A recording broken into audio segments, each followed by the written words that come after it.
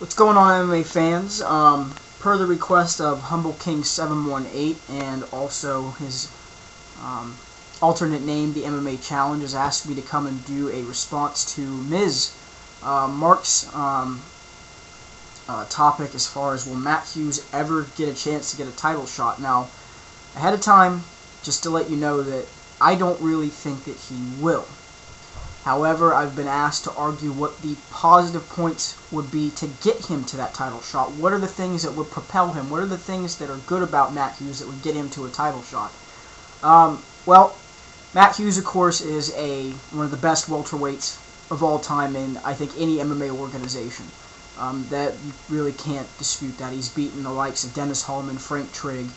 He beat Sean Shirk. He's beat some of the best guys in the world at 170. He's beat BJ Penn. I mean, the guy has beaten GSP once. He's beaten some of the best, most talented fighters in the world. So as far as the veteran aspect, as far as he's been there before, he's been in the 5-round wars before, Matt Hughes has been there. He's a veteran of this sport. That's on his side. 2, Matt always seems to find a way to refine his training, and unlike guys like Tito, unlike guys like Ken Shamrock, Matt does end up, going and refining his training. He does new things. He always changes things up. He learns new aspects of the sport, and he's always a consummate learner. He honestly does remind me, in a lot of times, when I look at how he changes things, is how Randy trains. Randy Couture is the same way. Randy constantly refines his training, constantly changes things up. And both guys are the same way. The difference between Randy and Matt, of course, Randy was a champion, no longer a champion, of course, in the UFC after, putting in his resignation and getting rid of the heavyweight title. Matt was a champion, lost to GSP.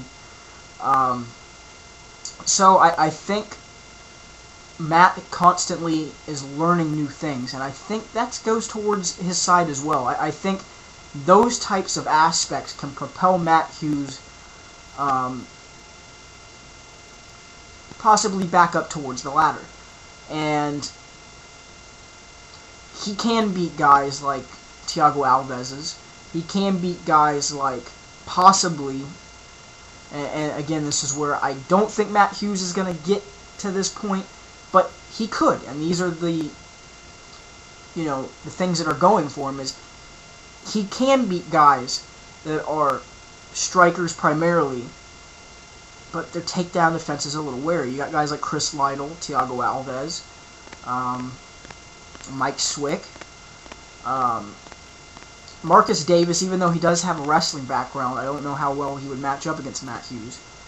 Guys that are like that are matchups that Matt Hughes can probably win, and those matchups are on his side. So it depends on who he fights. It depends on who the UFC matches him up against. That's going to dictate where Matt Hughes gets in the betterment of his career. So that's pretty much how I look at the Matt Hughes situation. The pros, I tried to cover the pros and what I think helps Matt Hughes along. Even though, like I said, I disagree in the fact, and this is where me and Mark agree, but I am debating the pros, that I don't think Matt Hughes will ever get to that point again, because the caliber of today's mixed martial artist, the way that training, the way that guys are more into and better at refining their training and getting better at what they do. I think that the dominant wrestler aspect of MMA that we once saw in the earlier UFCs is now almost gone. Because wrestlers even now have to refine their training to stand up. Look at Josh Koscheck. Josh Koscheck can't just be primarily a wrestler. He's got to learn all the aspects now. Even BJJ, which he's continuously getting better. Same thing with John Fitch. John Fitch, primarily a wrestler. He's having to learn the stand-up. He's having to learn more BJJ. I mean, this is the things that you constantly have to do in this sport to be better at the sport. Otherwise, you're going to be left behind. And the question that you have to ask yourself is Matt Hughes going to be left behind? Only time will tell. We'll see. We'll see what happens. And it starts tonight with UFC 85. excuse me, not tonight, at 3 o'clock with UFC 85, but tonight for the tape delay, so we'll see how that goes down. So on that note, you guys, leave me some comments. Let me know what you think. I already know that a lot of people are gonna leave comments saying there's no way Matt Hughes is gonna get back to the title, and that's fine. I agree with you. But in this MMA challenge video, I had to debate the pros, so that's what I did.